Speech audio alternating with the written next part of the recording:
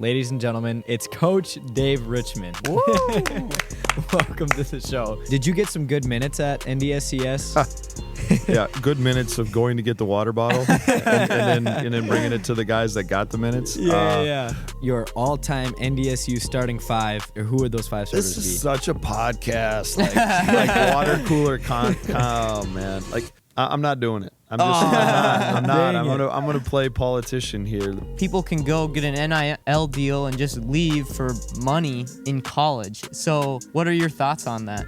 If I could go back and do what I do today, how it was 5, 6, 7 years ago, I would probably.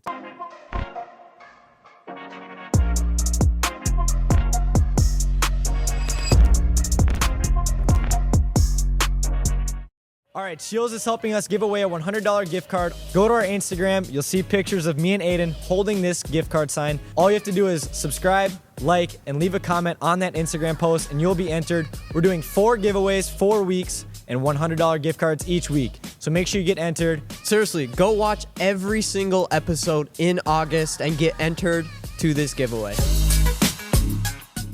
What's that? Anything else I can do for anybody? Thank you. Coffee? Water, coffee? Coffee would be excellent. You'd be my favorite. Welcome back to the Beyond the Spotlight podcast, hosted by myself. My name is Jack. Nah, Maiden. Today we have Dave here with us. Welcome to the show, Dave. Gentlemen, it's an honor to be on. A couple guys from Breckwap area. Absolutely. Yeah, that's big time for me. Shout out to the sponsors today, Scheels, All Sagar Meats, Giant Snacks, and Digital Guru.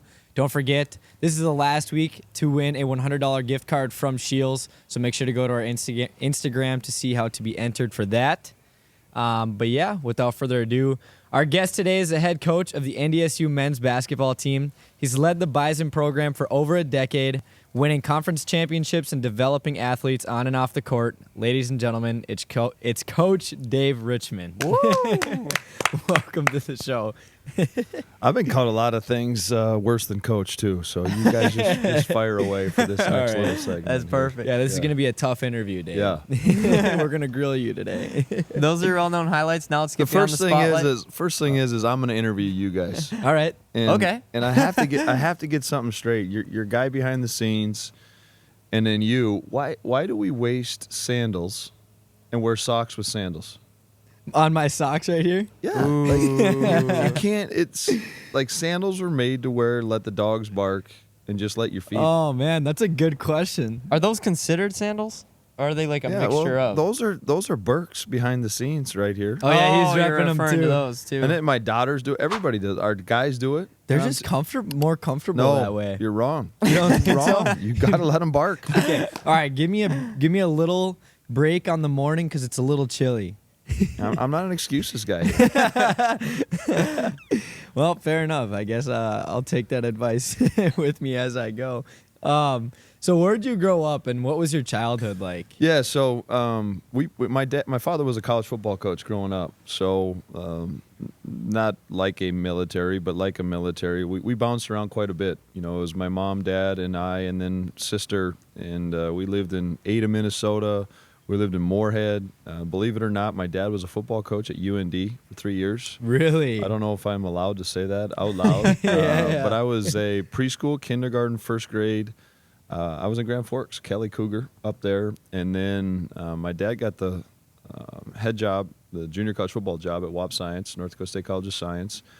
And really that was it. From second grade all the way through my sophomore year of college, you know, we grew up there. Mom, dad, and my sister Mary. She's 4 years younger than me.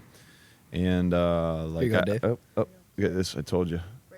Jess is my favorite. Perfect. This is the best coffee too. That Shout and out Jess, dude. straight from the gas station or Scheels behind the scenes, right? She's our connect at Scheels. Shout out Jess for hooking it up every time. Absolutely, and she's from Park Rapids Yeah, too, and she's from Park Rapids. which is a beautiful spot. No, and I think you are because of your roots, and like I would not trade anything about my childhood. Honestly, I did some really dumb. I don't know what verbiage I can use on your podcast here, but I did some really dumb stuff. Yeah. And I failed miserably in Wapton, and I think I've learned from all those experiences. And ironically, about 3 weeks ago, there was about 7 or 8 of us that got together at our lake spot, just all Wapton guys, and just had an absolute blast reminiscing and Next year we're going to bring yearbooks so we can. I'm getting Oh, old. I nice. need to start remembering people. So no, I really enjoyed Wapton, Breckenridge, and our time there. So right after high school, that's where you went to high school then, I'm assuming. Yep. Where did you go to college? So I went to college at actually North Dakota State College of Science for a couple years. Played basketball for 1 year, and then just kind of helped out the team for the next year, and then transferred up to North Dakota State. And my story goes like this: I sat in one of the very first classes I sat in was an MIS class, Management Information Systems, and the very first day, there's all these letters and things coming up on the computer screen, and people are flinging things back and forth, communicating with the professor. And I was actually sitting with Wayne Herrick, ended up being the best man at my wedding, another Wapton guy. Really? And I looked over at him. I said, "No way, I can't do this shit." And that was just not for me. And I ran over, and I was kind of helping out the basketball team. My dad knew the AD at the time, so I had some connections. And I talked to Dana Grimsrud, who was assistant basketball coach, and I said, "Dana, I want to get into coaching." He said, "No, you don't." And he tried to talk me out of it. And I'm like, what is he doing at the time?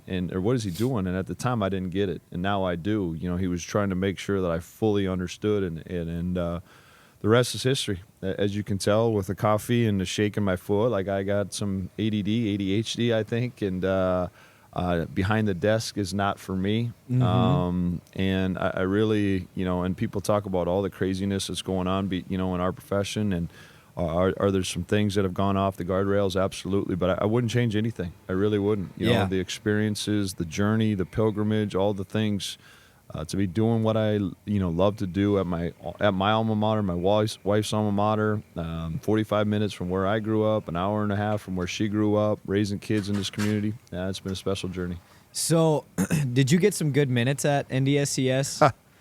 Yeah, good minutes of going to get the water bottle and then bringing it to the guys that got the minutes. Yeah. No, I really didn't, and that's okay. I think you see a lot of that where those higher level players aren't good coaches because they just had a better mentality and better expectation at the time, probably than I did, if I'm being honest with everybody.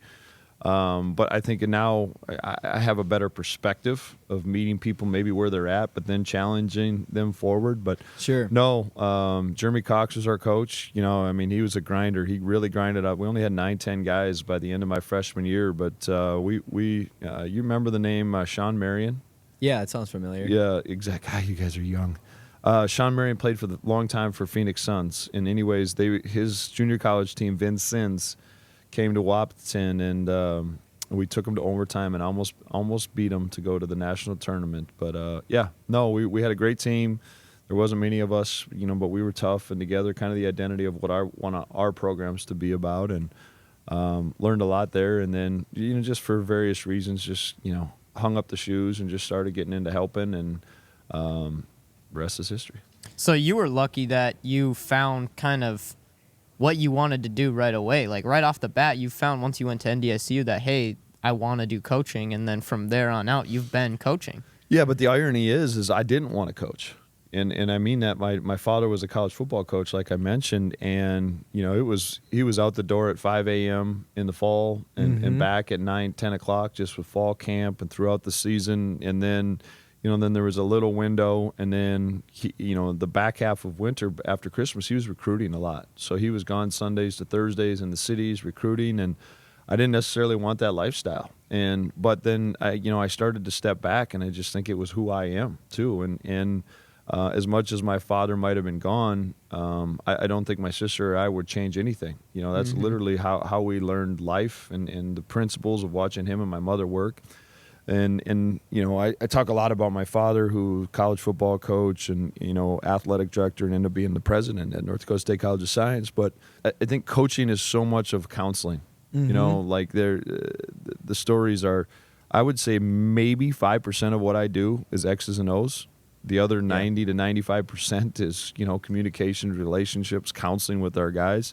And my mom was an elementary counselor. And I think the skills and how I was raised, how Mary and I were raised by her, really set a tone for our path. Yeah. So, what was your first coaching position then? First coaching position. The first coaching position I had was probably when I was still a manager here at NDSU, and I coached an AAU team. Okay. And it was a great experience. So I still know like Nate Kadings with Sanford Sports, and I just texted with Joe Hutchinson, and he was down at Cretin-Durham Hall, and a lot of those guys. And it was a great experience because I got to coach, but then I also, and I'll do quotes, got to hang out at night with some of the college coaches. Yeah. So that built some relationships for me, going forward in the coaching profession. So how did you get into NDSU? Like, what was that path from AAU coach to now being the head coach of NDSU? Yeah, no, I don't know. I just wore people down, I suppose. As a manager, and then I've been at NDSU forever, right? And that's what my resume says. But if you also look, what's been really cool, special for me, is when I first came in, it was Ray Giacoletti, then it was Greg McDermott, and his assistant was Ben Jacobson. Then it becomes Tim Miles. Tim Miles' assistant was Saul Phillips. So through my time and journey here, there's been a lot of terrific coaches and even better men for me to mentor from. And so Greg McDermott got the Northern Iowa job, and I was a manager for him and Mac at the time, and I went there to finish up my student teaching. I did my student teaching at Cedar Falls High School. And right before I left, I had met my now wife, Stephanie. And that was kind of pulling me back and forth. So I came back, and actually Craig Irwin was the head junior college coach at Wap Science, where I had played and gone to school. Yep. And so I helped out Craig for a year, and then I begged Tim Miles to be his graduate assistant. And it really worked fortunate for me. So as we were journeying from Division II to Division I, I could be a graduate assistant, but yet still get opportunities to coach and recruit. There's just some layers to the assistant thing, and that following year, we were able to add a position because Division I had 3 assistants, where Division II only had really 2. Okay. And just kind of have worked my way up. When Tim left for Colorado State, Saul promoted me to associate head coach. When Saul left to go get the Ohio head job after some just tremendous successes, Gene Taylor promoted me to head coach, and that was almost 12 years ago now. Wow. So it seems like that's definitely a business or a job that you have to work your way up. You just cannot just become, head coach. It seems like you really worked up the ladder. Yeah, I mean, can you? I really like when our conversation where you say, I'm going to go to a smaller community and start my business and grow it. Yeah, I appreciate that journey. It's a little bit like mine, right? You work your way up like that. Now, can you have something where you will see some higher level players, again, obviously not me, but some higher level players, go back to their alma mater and get a start pretty early in their career. So can it be done? Absolutely. But I think the steps I've learned along the way have helped me become a better coach, having to do a lot of, everything. And I think I have a greater appreciation for everything from that standpoint. It is kind of interesting to see players go back and coach, like even in the NBA. Yeah. Like J.J. Redick is a head coach, which is kind of crazy to see. He was just on a podcast with LeBron. They had a podcast together, Mind the Game. And then, the next season, he was coaching him in L.A. So it's I think cool that to all see. kind of stirred the conversation of is he going to be coaching LeBron pretty soon here? Yeah, which is wild. Yeah. So 12 years you've been coaching. What was your biggest win throughout that 12 years, would you say? You coach these kids. Okay, I'm not. You want me to talk about a specific game, and I'm not, because that's not a win. It's a small microcosm of it for me. Yeah. We coach our guys extremely hard, really hard, and we challenge them, and we do things to them that has never been done, and sometimes we talk to them in ways that they've never heard, right? Mm-hmm. And a lot of our messaging it isn't necessarily understood until about 5 or 6 years post being a college player, if that makes sense. So we're going to challenge you beyond your measure, and all of a sudden you're going to do things that you never thought you were able to do. And 90% of it goes to the guys, right? For them being able to listen to us. But we have a method to our madness. We have a process to it. And it's challenging as a new coach because you don't really get the thank yous. You don't really get the rewards from all those things until about 5 or 6 years later. And now you'll come back and go, oh, now I get it. Now I know why he was so hard on me. Now I know why he was pushed on me. And those are the biggest wins. I remember Dexter Warner and Dexter Warner's a cult figure, a legend in the area, and a guy that not a lot of people thought could play at NDSU. Mm-hmm. And not only did he play, he starred. He was in the NCAA tournament. He's trending on Twitter. And after he was done with his senior year, he went and had some workouts, some professional workouts, and he just killed the workouts. He just ran through them, and all the guys are on their knees, and he's standing up ready for nothing. And he's just like, Coach, like all those things and all the hard that we went through, it all makes sense now when you get outside of it in a different level. Yeah. So would you say you're coaching them also to be just good men for the future more than just good basketball players? That's our priority. Yeah. So we talk about in our program, so we're going to start pretty much next week with workouts, and then we're going to go, I think it's the 22nd of September, we start official practice. So you go late September to hopefully deep into March. I'm going to spend more time with those 14, 15 guys and about 6, 7 staff members than I'm in my family. Right. So I refuse to be around jackasses. And I want to be around great people. And great people work hard, have fun, do all the things that it takes to win basketball games. So, and I've said this in a lot of different platforms. We compromise, or excuse me, we don't compromise people, but we sacrifice some talent here and there all the time to make sure that we have the right people in the room. Yeah. And because of that, we talk in our program about right versus nice. Yep. So nice guys go to class, nice guys hold the doors for ladies, and then that's it. Okay? But nice guys go on the court and play patty cake and they don't have the right mindset. Right? That won't get you anywhere. We want right guys. And the right guys hold the doors for ladies. They go to class, sit in the front row, take care of the business in the classroom. And then for 40 minutes, they set their jaw and compete. And that's really our mindset behind it. I want to be around great people that want to do right, and I want to continue just to get better. And I think that's our, it's, unfortunate we got to get back there. We've had a couple early exits the last couple of years, but, 7 of 11 years we've been in the conference championship game. And it's about winning, but it's always about better. How do we get better and better? And people are like, oh, what's the secret? Well, there is no secrets, right? You just keep working towards better, and along the way, you accomplish some great things. So you mentioned earlier that you had a whole bunch of head coaches before you that had they did so good, and they left a legacy. When you were coming in, did you kind of feel a pressure of we need to do good because I'm going to be part of this now? No. I didn't.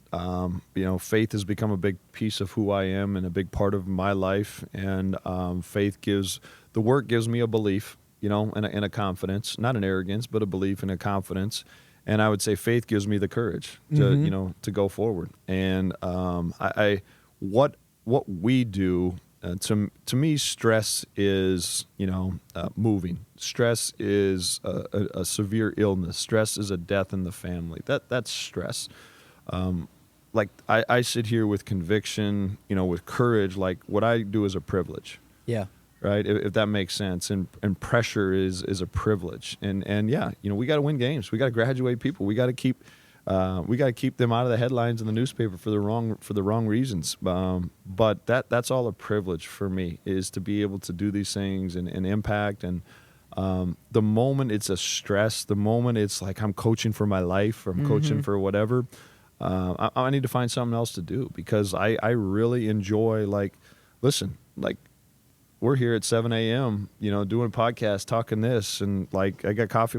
This is exciting. I get to meet some new people. I really enjoy the things that I get to do beyond just think about this of all the time and all the relationships and all the things that you do, the recruiting, all this. What's 32 times 40? I'm not math, but that's all in a year that we really do. 32 games, okay, approximately 35 games times 40 minutes.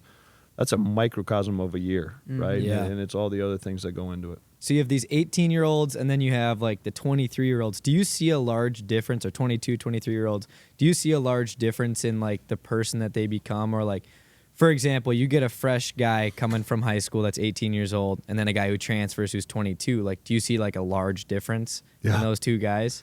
Absolutely. It's a great point, especially now with the transfer portal. Yeah. Recruiting, and I'm weird. I'm just going to go off on another Dave Richman tangent. But no worries. When we used to be recruiting, it was and it sounds, jokes or whatever, but like, oh, he doesn't have hair in his legs, or he doesn't have acne, or he has acne, and he's got broad shoulders, and he's just got a baby face. And at the time, like, I'm raising girls right now, and they're in that high school, late middle school, and so all those things that I'm talking about are bad, right? They're bad for how they sit, but as a coach, you see those things as future, right? There's potential for them to continue to grow and mature. So that's just a physical standpoint, right? But so those conversations are changing now, where like how we recruit in the fall is right. We've got 3 commitments right now from high school kids. We're trying to get one more, but everything now we do in the spring is usually portal based. Okay, so let's talk about it like this. One of you guys leaves in the fall, in the spring after the season, and you're a junior. Like what we tried to do a couple years ago is, at the end of the day, the MO is development, and it's high school kids from the upper Midwest. But it's really hard to take are you guys better at this podcast today than you were when you first started? For sure. Absolutely. So you get my point, is meaning like if we lose you as a junior, we need to go and replace you with a junior or better experience. But now you're seeing we got 18-year-olds starting college, we've got Markai, Tay, we've got a couple guys that are coming in as 23, 24-year-olds starting grad school. Yeah. Right? But yet there is a 5-6 year age gap sometimes, but yet there's that common bond of work, of relationships, of basketball. Yeah. I mean, that's another one of the cool things about my job. When it comes to quality meats, trust the experts at All Sauger Meats. Family owned and operated with locations in Audubon, Fargo, and now open in Breckenridge. From hand-cut steaks to in-house made sausage, fresh seafood to smoked bacon, they have everything you need to elevate your meals. They're open 7 days a week in Breckenridge, so stop in whenever you need. Plus, check out our meat bundle packages and our bulk beef orders for unbeaten value. Visit allsaugermeats.com or stop into your local All Sauger store and experience the difference in every bite. All Sauger Meats, your trusted source for quality and freshness. Thank you, All Sauger Meats. Huge thank you to Giant Snacks for sponsoring this week's episode. From sunflower seeds, pistachios, pumpkin seeds, and cashews, Giants has all the great snacks you need. Check out some of the great flavors that they offer, from sweet Thai chili all the way to their newest flavor, Taco Tuesday. Seriously, guys, it is the best. There's a reason why they're in every MLB dugout. It's available online or in stores near you. Go check out their taco flavor. Thank you again, Giant Snacks, for being our main sponsor. Let's get back to the podcast. So how would you describe Bison culture, and how do you recruit guys to fit that culture? Yeah, I hope it's described as tough and together. We live in a real individual-based society. We live in a society of divide, right? We have Democrats, Republicans, we have black, we have white, we have this religion, and we never cross the bridge anymore. And we have 3 core values, and the first one of them is love. And to me, that love for me is an inclusive environment. Like I wish the world could come into a college basketball environment and see tall, short, black, white, rich, poor, you name it, Democrat, Republican, all bringing hands in together for one common goal, and that's to get better and win basketball games and be great men and get college degrees. And so that's the tough and together part. And the toughness is everybody at our level is good. Yeah. They're just good. They are. They're like elite players coming. They're all conference players, all state players, Mr. Basketballs. But if you don't have a toughness to you not this, I'm not talking like toughness like swinging fists or anything like that, but a toughness to do the right thing in the moment, to execute your job, you're not going to be very good. And I think that's another reason why we've had a fair amount of success in March, is we have tough guys that want to do the right thing. It's a big sign in our locker room. It's amazing what can be accomplished when no one cares who gets the credit. Yep. Right. I can go on and on. So we've been fortunate. We had 2 guys in the NBA, one in the NBA combine, one in the G League combine. And so the last couple of years I've been on the phone with a lot of scouts and agents. And one of this agents said this to me this spring as we were going through the process with Jackson Money. He's like, winning matters. And you think about that, that's such a stupid, profound statement. And going back to, we live in an individual society, is everybody wants this thing for themselves, right? They want to play professionally. They want to do they want to get better. They. Well, what about us? And the same thing these agents and scouts and coaches are working towards is the same thing our program's working for. We need to win games. And it's been cool. 2 guys in particular from our 2020 team that won the conference championship and had a lot. And the season got canceled because of, or the tournament got canceled because of COVID. But Tyson Ward and Kreuser, they're excelling at a high level right now professionally. And if you look at their numbers aren't jumping out. Like, they're not averaging 20 plus or 12, but they are making the right plays on winning teams. Yeah. And it's really cool, and I'm really proud that that's getting noticed in the right things as they take their games to the next level. And now because of that, too, they're doing extremely well financially. Yeah. Going back to like what you said about the toughness and how you recruit, and going back to like just like the bond of a college basketball team or any basketball team, when you guys go out and you fight together like as a team, it creates like a bond, and it doesn't matter what your background is. And that's something that like I just think is so cool. Like, there's nothing like having that bond with your teammates after a long season of just like fighting for each other, you know? It's the best. And I don't know your guys' relationships, but like I would assume that the 2 of you shouldn't call each other friends. You should call each other friends. No, hang on. Yeah, he's getting there. He's getting there. Hear me out. Like, Sorry, hear me that was out. a question. hear me out. Is like you guys have become brothers. Yeah. And meaning like this is friends go and hang out. Friends never have any conflict. Friends never say like this deep thing that's going to move us forward. Right? Like, to me, if you guys have been doing this and you're having success, and I apologize, but I don't know how many followers you got and all these things, but like, there's probably been some challenging conversations. Yeah. There's probably been some times where like things aren't going well and one of you's got to square the other one up. Like, that's to me is like what we try to, when we bring it in, it's 1, 2, 3 family. Yeah. Right. And because of that, you're not blood brothers. I get it. Right. But you're brothers because you've had some conflict.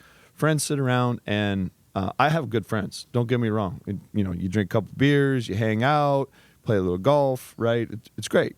But like, what I consider our staff, what I consider our team is a family. And so like, we have conflict.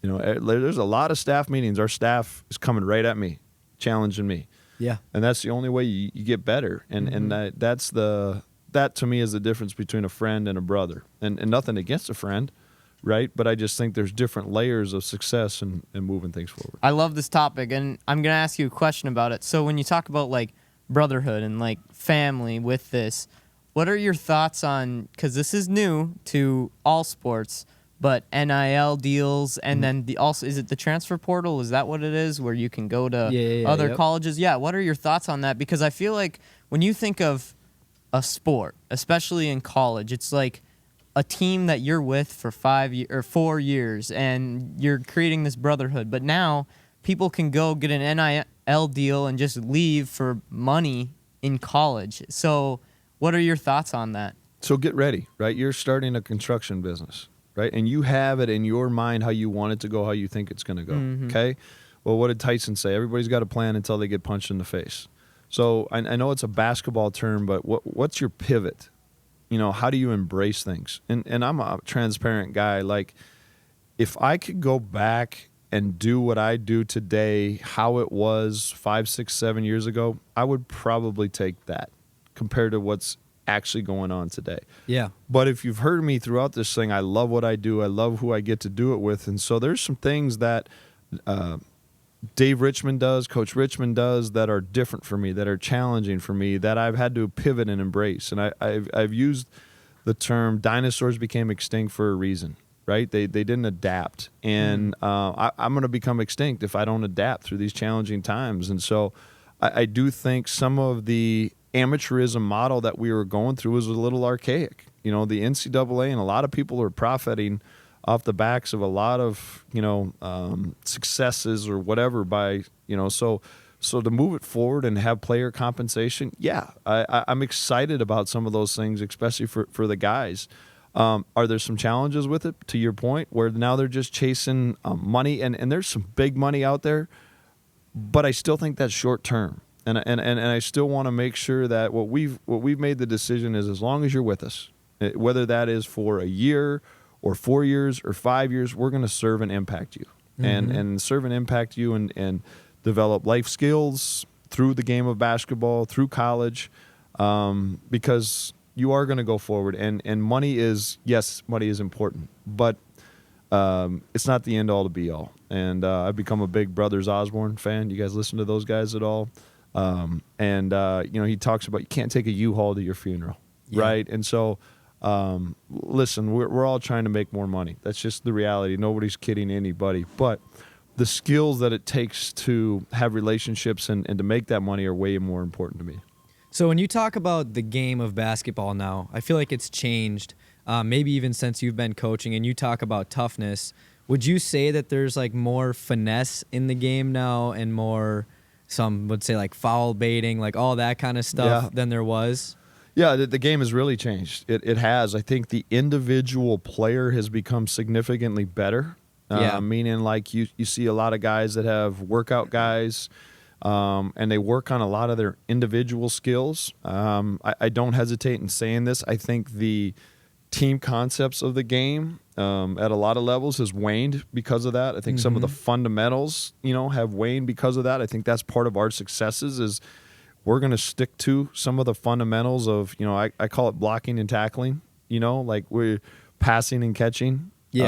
Taking great shots and defending and rebounding and those things, not getting penalties and those things. But yeah, that's part of we have implemented quite a bit of a new defensive system over the last year and a half, just because we've had to gear towards a better player, but maybe the team concepts have waned a little bit too. And so I think that's part of the portal era that we just talked about. Is you're taking we're going to have 10 new guys on our team now. And they all have their own individual talents, is now blending them into a team as well. I feel like with what you're saying too, this leads to like you also have to adapt. Like if you played basketball like you did 20 years ago, it's not going to be the same as it is today, and you can't change how it is today. So you have to be able to adapt your players to be able to play that competition. Yeah, I mean, it goes back to our last piece on the portal. Like, you have to adapt in recruiting. You have to adapt in your style of play. And, people say Dave Richman's this crusty, grinded-out, defensive-minded guy. Like, we were elite offensively last year. And again, we had the players to do that. Coach Strage implemented a great thing. But I still want to give myself some credit of being able to, run with this a little bit. And that was very different for me. That was very uncomfortable, if I'm just going to call it what it is. But as I talk to our guys about being uncomfortable all the time. That's how you grow. And we had a ton of success because of those things. And there's some things and some concepts that we're going to continue to build on offensively, but you're going to see a different style of defense as well from us, just because we've had to adapt a little bit based on the game changing, not just the off the court part of the game, the on the court part of the game too. The other thing too is and I don't know where you guys are, but like I don't know how you watch college, NBA, if you watch anything, but like I think the hard part to explain to our guys is those are two very, very different games. Yeah, very different games. The spacing on the floor is different. It's officiated different. Those are elite players. The college basketball game to the NBA game, it's very different. Now, yes, there's 10 guys out there. There's a ball and there's hoops. I get that. But trying to explain that to 18 to 23-year-olds who that's what they see on social media, it's a challenge. But, we enjoy challenges. What are some of those key differences that you see outside of no travels getting called in the NBA? Well, there's defense of 3 seconds. Yeah. Right. And so like the rim is a little bit freer. The paint is a little bit freer in the NBA game. And then let's just call it what it is. It's like when we take a kid from high school to college, they are really good players. Well, now they're going up another level. And because of their talent, the floor is spaced different. They're not like even our guys that, let's just say a Tyson Ward or a Jackson Money or a Grant Nelson, how talented are they, gentlemen, right? They're not making the NBA right now. And so that just tells you there's another layer. And because of that, it's just played and spaced a different way. It's crazy how like there's levels to it. Kind of like how like even from like JV to varsity and high school there's different. Absolutely. And then varsity obviously onto college is a completely different level, and then same with the NBA. What is it like for you as a coach to see some of these guys, like you say, Rocky Kreuser is playing overseas, or Grant Nelson, who is Brooklyn Nets, but I don't know if he's got like a position or not. But what is it like for you to see some of these guys go on to the next level as a previous coach of theirs? It's the best. Yeah. It truly is. And to know that they've gotten their degrees either at North Dakota State or, for Grant's case, Alabama, or for Jackson to have experience, with my former boss Saul Phillips at Northern State, and to come here and kind of finish it up and take another step. That's a really proud moment for me, for us, is to know, like, there are still, you hear a lot about it in the Bison athletics culture of development and learning those things. And I go back to what I said earlier here this morning, is it's like that 90-10. We can provide 10% of the personnel, the resources, the knowledge, but for them to take that 10% of want and then to grab that and do those things, it's really cool to see them. And it's something that we're not shy about in our recruiting process. Hey, you want to be great, you want to be a pro, here's what we've been able to do, with some other guys. So what Jack just mentioned about how you have these players who advance and get higher, that's also a thing that coaches do. Coaches a lot of the times want to get higher. Yeah. So my question for you, you've been at NDSU for a very long time. Has that ever came across your mind where it's like, I want to get to the next level, or are you content with where you're at and you really like NDSU? No. Content is a swear word for me. Like, I don't want to be content. I don't want to be comfortable. And yeah, absolutely. It comes across my mind, and there's been inquiries, both different ways. I'm not going to shy away from any of those conversations, but I've always just tried to be present, Aiden, and be where my shoes are at, and do my job, and things will get better myself, and those things will take care of itself, I think. And then I think there's also a balance of, however you want to term it, of pleasure versus happiness, where for right now, NDSU provides a lot of happiness for my family, where it's around our extended family. It's a great place to raise 4 daughters, and do those things. That being said, so that being said, I'm not just going to take something else just to take something else, but it's like anything, right? If there's another opportunity that fits your happiness and continue to challenge you and make you uncomfortable and grow, I think anybody would tell you, that's always on the horizon. I think it's also important. It's like the why.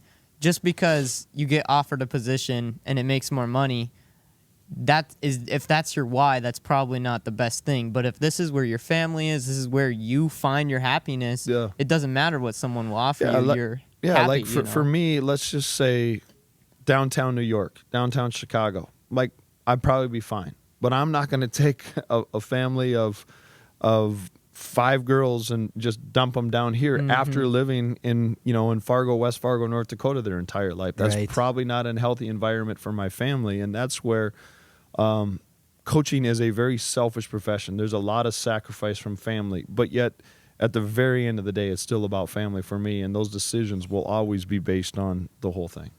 So what is your favorite, postseason run? What has that been? Like, you guys got to play against Duke a few years ago, and I got to watch that game, not in person, but watch it on TV. Like, what has your favorite postseason run been? Yeah, that had to have been pretty special, just because we had a very poor start to that year, and we just kind of, to the whole point of this, we just kind of kept getting better throughout it. And I think we won 5 conference games in a row at one point, and then just kind of, there wasn't a whole bunch of expectations. I think we were 4 or 5 seed. We had to win 3 in a row, and then it was just boom, boom, boom. Where we had to play in the play-in game. We were in the tournament, but we were in Dayton, and so with those, both teams packed their bags on the way to the arena to play the game. And then the winner, which fortunately for us, we beat NC Central. We go right to the regional airport and fly to Columbia, South Carolina. Wow. They go back to the hotel and fly home the next morning.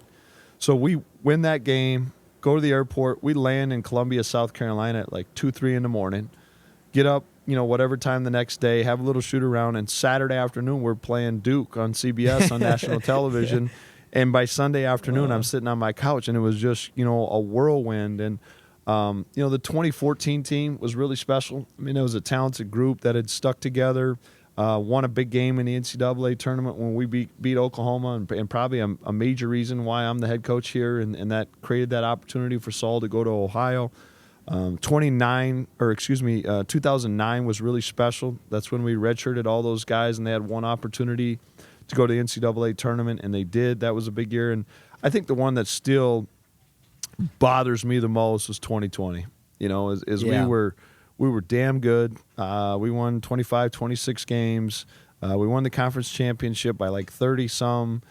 And, right away the COVID stuff started happening, and you never felt like you were able to exhaust that team's fullest potential a little bit. I still remember it was like Thursday morning or whatever, and getting the news that they canceled the tournament. I'm in my room, sitting on the floor, curled up, bawling my eyes out, because I had to call our seniors that year and tell them, thanks, and it was all done. And my daughter's coming in, Daddy, what's the matter? And they were good tears, right? Because you'd experienced this, but you'll always wonder about that one, like ifs and buts, right? Absolutely. So. Need a smarter way to manage your business IT? Digital Guru's Desktop as a Service gives you a secure access to your desktop, files, and apps from anywhere. No more expensive servers or security worries. Windows, Office 365, email, and more is stored safely in the cloud, keeping your data protected and your team connected on any device. Take control of your IT today. Click the link in our description to visit digitalguru.com to get started now. Thank you so much, Digital Guru, for hooking it up with these microphones. Enjoy our next ad.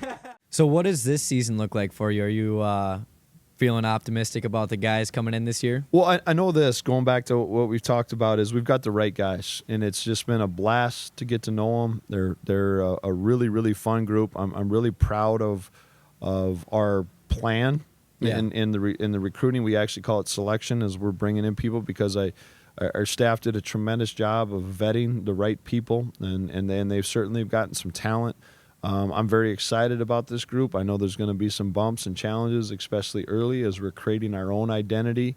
I think you're going to see a different version of us, where we may be not quite as skilled as we were last year, but we are bigger. We're more physical. We're more athletic. I think we have a chance to be a little deeper, a little bit more versatile. So, again, going back to this entire conversation of embracing different things and getting better in different ways, I really like our chances of being where we need to be when we need to be there. Okay, I was just going to say, what kind of different strategies do you use? Do you like to play zone more, man more on defense, or is it like just depend on the game situation?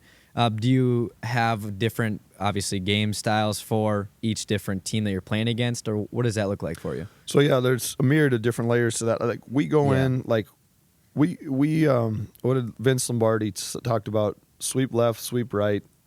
Here's what we're gonna do. You stop us, and we want to be great at what we do, and so our focus isn't necessarily on our opponents, and I don't care how that comes across, arrogant or not arrogant. Like we want to be the best version of ourselves. Now, are we going to make some adjustments here and there based on what our opponent does offensively and defensively? Absolutely. Yeah. But still, it's primarily going to be about doing what we do. When it goes to like the man versus zone, right away when I got the job, my dad texted and he said, "You better put in the zone."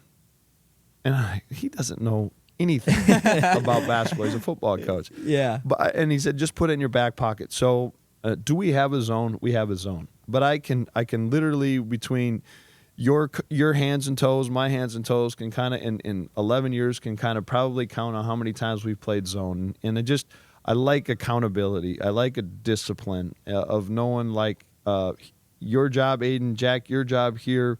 And probably it is just, I just don't have some of those knowledges and experience in zone, but like we're a man team. We want to fight you in the half court, 5-on-5, cover our ball screens the way we're going to cover our ball screens, guard you straight up as much as possible and be tough and together. Is there anything unique about your coaching style that stands out from the rest of the coaches, would you say? I don't know that question. I don't. Like I try to be the best version of me, and are there different things I'm picking up from different coaches, or especially, the ones that, that I've had the opportunity to be with, absolutely. But, I try to be the best version of Dave Richman. I think I'm pretty hard, pretty intense, maybe pretty loud, pretty vocal in practice, to challenge them, to make that environment competitive. And then, believe it or not, like I think that's the part I've probably changed a little bit to myself is game days, game nights, like that's for them to go out. And then there's some adjustments that are going to be made, but a lot of it is me, maybe with the perception that I'm calm, and inside, like a whole bunch of things are going on. Yeah. Interesting. Okay, so we got a question for you.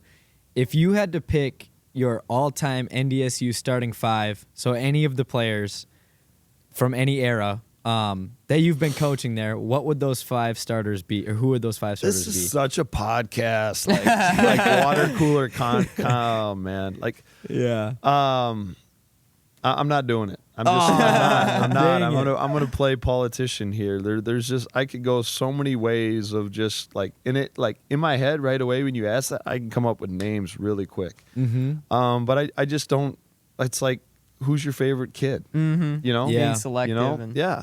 1 minute it's Mallory, then it's Brindley, then it's Kenley, and then it's Ellie. It's like you love them all. You really do. And I just don't think I would be doing a service to somebody really quick. And my politician answer is I like our group now, right? And some of those things. You just mentioned your kids there, so I do want to talk a little bit about kind of like your work-life balance. What does that look like for you? And then also raising, is it 4 daughters that you have? Yeah. So what is that like?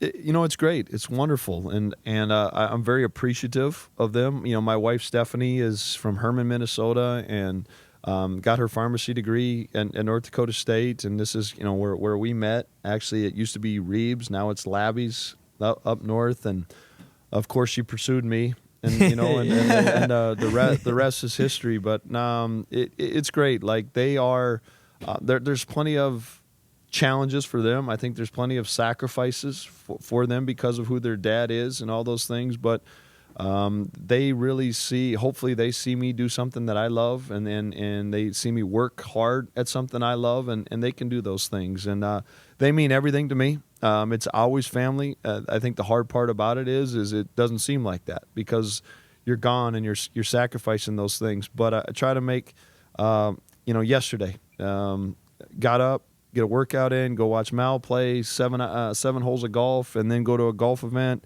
Brindley starting volleyball. I love watching her do something that she loves. Then you do this morning, and you just kind of pick and choose. Like, I think the biggest thing for us, and like Jess, from being like a lake, we're lake people, and we rent a lake place in the area, and this past weekend it was just 6 of us, on the boat, wake surfing and doing those things. Like, you just really try to pick and choose your balance and be present in those things. I think the other thing that I've realized is the more you add, the less you become great at anything. And so I want to be a great father, husband. I want to be a great coach. Okay, because of that, I'm not a great golfer. Sure. Right? I'm not out at bars every single night. Like, there's other sacrifices that I make to be as great as I can be at the things that really truly matter to me. Right. There's only a certain amount of time in a day. Correct. That you can devote to each I thing. call it the rule of 2 or 3.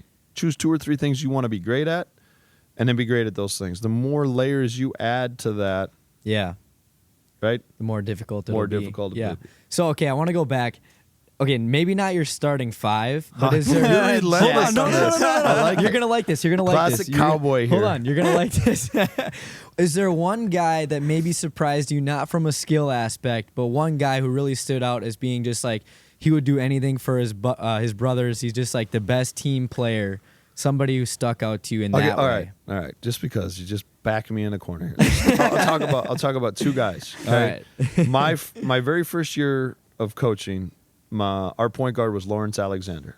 Okay, and we got our tails whipped our first 2 games by like 36 and 32 at Texas, at Iowa.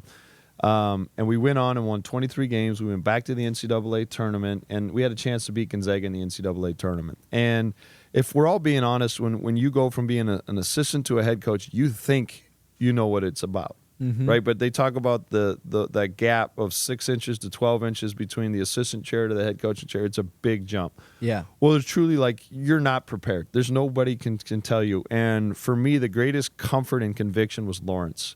Like, he had been the starting point guard.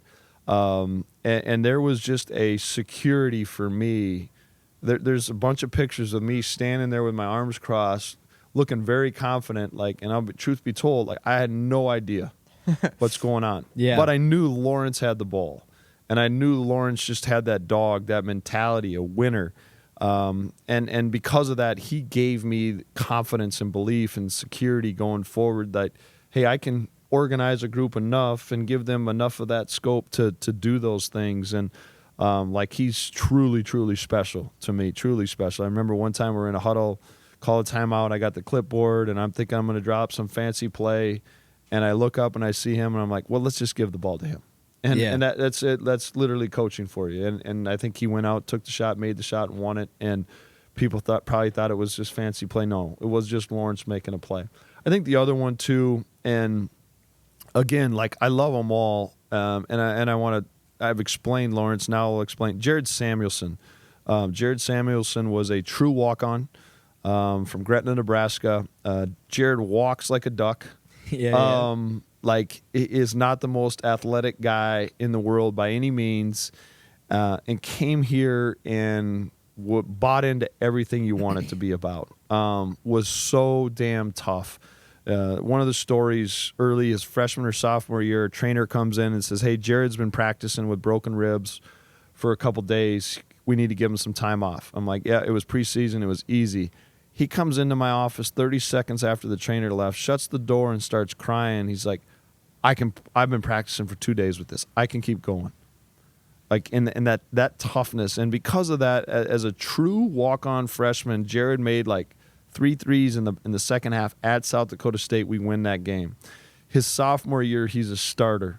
His junior and senior, he's the starting two-guard on back-to-back NCAA tournament teams. Yeah. And I want that message to be heard by a lot of people is when you open the dictionary or an encyclopedia to what a Division I basketball player, I promise you Jared Samuelson's face is not there or his body type is not there. But his heart, his effort, his ability to listen. Man, what an underrated skill this day and age. Everybody's got an idea. How about we just step back and listen to someone that's got more experience, than us? So I suppose those two in particular. Now I could go on and on. Of Rocky Kreuser is a guy that had one other Division II offer. Same thing, came in and bought in, and is now doing significantly well overseas. The stories are truly endless. Awesome. Okay, we got one more thing for you. We have. You're sitting up. You're like, all right, let's go. Well, I was gonna do NDSU trivia, but I felt like that was kind of lame because you're gonna get 10 out of 10. We always do trivia that's too easy for our guests. This is not that difficult. I'm not very bright. Well, it's basketball trivia. Well, and it's definitely you're gonna embarrass me. No, what if I don't know this? No, you'll know it. I promise. I'm He predicting. won't know this though necessarily. I'm predicting an 8 out of 10 score. Okay, that's what my prediction is. B. I was about a B student, 80%. All right, here we go. Start off with the easy one. Which NBA team has won the most championships in league history? The Celtics, the Lakers, the Bulls, or the Warriors? That's actually, it's kind of a toss-up between two. So the Lakers or Celtics? I'm gonna say Celtics. It is the Celtics. They got them. They got. Do I get the some Lakers music behind this or anything like that? Not live. No. But in the edit. Okay. Yeah. Okay. Okay. Who is the new NBA all-time leading scorer? Kareem Abdul-Jabbar, LeBron James, Michael Jordan, or Karl Malone? Did LeBron just pass Kareem? I gotta wait. Or is that your final guess? Yes. Yes, he did. He did pass him last year in the regular season. Carson Smith on our team loves LeBron, and I like LeBron. That's a current the player? goat. The goat is still Carson's will be a redshirt freshman. Okay. Michael Jordan's the goat. You want water cooler conversations about Michael Jordan's the goat. Don't stamp it. I don't know about that. No, see, exactly. I knew that was That's gonna the happen. river divide, that Breckenridge-Wahpeton divide right there. It's like LeBron You're and way Jordan. You're way too young. No, honestly, I don't really have an opinion on it. I can see both sides. Are the young guys saying LeBron or Jordan on your team, or is that discussion you're not come starting up? to hear LeBron. I would go Kobe ahead of LeBron. Really? Kobe was a dog. Yeah. From your coaching style, was it a kind of killer. seems like Yeah. Kobe would have fit in really nicely.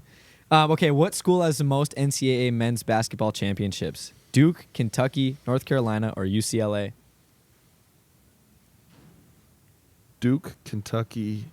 North Carolina, or UCLA. Let's go UCLA. It is UCLA with 11 championships. There we go. 3 for 3. Mm-hmm. When was the three-point line first introduced in the NBA? 1979 to 80 season. 1984 to 85. That one. It's not that one. Okay. It was 1979 to 1980. All right, one off. Here we See, go. they get this. I'm a college basketball coach. Give me some like. You're not gonna like this next All question. Then. Which country won the first FIBA World Cup in 1950? USA, Brazil, Argentina, or the Soviet Union? Soviet Union. Argentina. All right, that's 2 wrong. That's 2 Jeez. wrong. You should I be need to able- I need to go 5 for 5 to get my 80% now. I think you got it. These ones are good ones. Who is the player that the NBA shaped their logo around? Bill Russell, Wilt Chamberlain, Jerry West, or Oscar Robertson? Jerry West. It is Jerry West. There we go. Did you actually know that? I needed to hear the name, but I didn't know that. Yep. You could see the picture of him. Yep. Yeah. Who was the first overall pick in the 2003 NBA draft? LeBron James, Carmelo Anthony, Chris Bosh, or Dwayne Wade? LeBron. It is LeBron. Here we go. All right. That's This a is good going to be class. tight. This is going to be close. Who holds the record for the most career triple-doubles in the NBA? Magic Johnson, Oscar Robertson, Russell Westbrook, or Jason Kidd? Oscar Robertson. No. Oh. Russell Westbrook passed him up. Dang Russell it. Westbrook. Yeah, he averaged one for an entire season. Russell Westbrook. Yeah, when he was on the Thunder, like his last He season. just on the can't Thunder. shoot. No, he can't. Honestly, He plays hard though. I don't think he's been on like a. I just don't think he's a winning guy. Honestly, he hasn't been on a team that's like made it all the way there. You know, good player, but Triple doubles are pretty good. yeah, that's not easy to get. All right, which 15 seed was the first to beat a second seed in the NCAA tournament? So Florida Gulf Coast, Richmond, or Coppin State? Florida Gulf Coast. It was Richmond. Dang it. What year was that? 1991. Who'd they beat? Does it say? Indiana. You should have asked me the 116. That's been recent. The 116? Oh, Yeah. yeah, I probably. Yeah. That's all right. Way she goes. Way she goes. All right, last one here. Last one. Michael Jordan retired from the NBA 3 times. Which year was his final retirement? 1983, 1998, 2001, or 2003? He was 40 years old at the time as well. It was 01 or 03 with the Wizards. I'll say 01. 03. God. Dang it. You owe us God. lunch. I do. Hey, we forgot to mention lunch was on the forgot to line. mention that one. Where we can go to the frying pan. Hey, there we Frying go. pan in Wapton. Yeah. Yeah. What was your go-to spot in Wahpeton for Probably. food? Have you been to the Brew before? Yes, I have been to the Brew recently. There was always a race on Tuesdays. We would sprint out, Casey Miller and I, to Taco Tuesday, Taco Bell, or is that Taco John's? Taco John's. Taco There John's. might have been a Taco Bell. Maybe. They No, had one at Taco some John's. point back in Wahpeton. We didn't have a lot of choices. No. in Wapbreck, but There's still the not Wilkin- a lot of choices. Wilkin was a good spot. There we Yeah. go. Yeah. They're going to like that plug. The Marsha What- Richmond yeah. special is what I liked. That was my mom. My mom's home cooking. Oh, there That was you go. my spot. Sure. Yeah.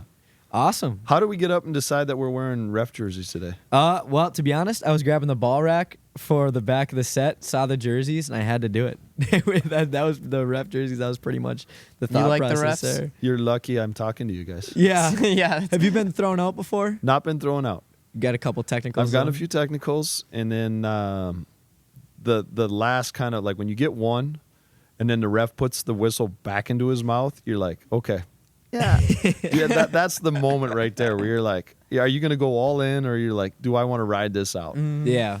And I've only been there once or twice, and then I've decided to ride it out. I didn't just kind of like go into like it's that moment of, do I want to say what I'm thinking, or should I just not? Yeah. But there's a time and place to get them. I really do. But like I also think like as a head coach, you're a reflection of your team, and if I'm on them constantly. Here's what I'll say about refs. Is in the moment I'm usually pissed and they're wrong. I go back and watch it later that night or the next morning, and more often than not they're right. Sure. Sure. And we also talk to our guys. You can do one of three things: you can play, you can coach, or you can ref. You can't do two. You can't do three. Mm-hmm. Do what you do. And so It's all part of the game. What I've also learned from my sports that I've done is like uncontrollables. You know, you can't control Correct. some of those things. So just go out there and do your best and Yeah, not I've let it get in never, your head. and, you know? and 11 years of being a head coach, and I tell our guys this, I've never got a call changed From complaining. from complaining, Yeah, right? yeah. Now, they might come over and say they were wrong or whatever, which kind of makes it worse, but Yeah. they've never changed Yeah. a call. Yep. Right. All right, last question for you. What advice would you have for maybe a young kid who's going up through school right now that wants to become a college head coach someday? What advice would I give you? Like, I would just say I'd go back to, fail, okay, and learn from your failures. We talk about don't let your failures define you, let them drive you. And go make mistakes and keep chasing it. There's a bunch of people that have dreams and thoughts and all those things. There's a bunch of people that talk about wanting to be great. Like, to do something, you got to separate yourself. You got to do something unique. And Yep. we have this mindset of, and I'm going to blame parents of my generation that permeates into your generation of, we have this mindset that we just go from A to B. And that's just truly not the case. Is it once in a while? Yes, there are exceptions to every rule. But the reality is it's a path of up, a little down, up, a little down. And as long as you're taking 2 steps forward to balance out that 1 step back, keep grinding. And don't judge your path on mine. Don't judge it on, somebody else's. And I think the biggest thing that I would say is you're going into college and doing all these things is pursue happiness. Yeah. And I know when I was younger, like, I wanted to be the next Duke head coach or UConn head coach or North Carolina head coach. And I'm not sitting here today telling you I don't want to still do those things, but that's not the end all to be all. Right now, I truly want to be present. I want to be happy in where I'm at, and those things will take care of itself. And I think so much is we're thinking about what's next, what's bigger, what's greener on the other side, and that's not always the case. And if I'm present, can learn some skills, can get better along the way, all those things will ultimately, create my own path. And it's just not an A to B to C to thing. Yeah. It's not. And I think this is really cool what you guys are doing. Took some initiative and took some things like that. And Thank you. I love these things. I love people that are getting uncomfortable and challenging themselves, and little of this, which you probably enjoy, a little, work too, and creating an identity that way. Yeah. That's awesome. I think the first piece of advice where you said, as long as you're taking the 2 steps forward before the 1 step back and don't compare your journey to others, it's like, that's applicable in so many different things, especially in like entrepreneurship, or like I just compared it to the podcast. I was like, that literally is exactly what we have to do. Yeah. Because if we're comparing and seeing, oh, these guys blew up in 1 year and we didn't, it's like, it's just, you're not going to be happy then if you're just I think constantly the other comparing thing for yourself. me, and my parents still give me crap about this. Like, when I was growing up, we had a good life. Wasn't that we had, this big mansion or millions of dollars or anything, but it also wasn't like we were living on the street either. And one day my parents asked me, what did I do today? And I'm like, I had to go get gas. Yeah. And that was a big day for me. Like, at the time, I thought that was a big thing. And now I sit here today and, I've lost games. I've given eulogies at funerals. I've done things like, and you realize, like, adversity, like, and it is going to define you or drive you. And it just, those adverse moments, like, it's happening. As I get last week, Friday, we were at 2 different funeral visitations, and one day my wife and I, like, there's different perspective in all of it, but yet you keep moving forward through it all. And I just think, like, we have to be prepared for adversity. We have to be prepared for failure. But as long as we keep taking 2, like, again, like, how bad do you want it? If you want it, you'll go get it.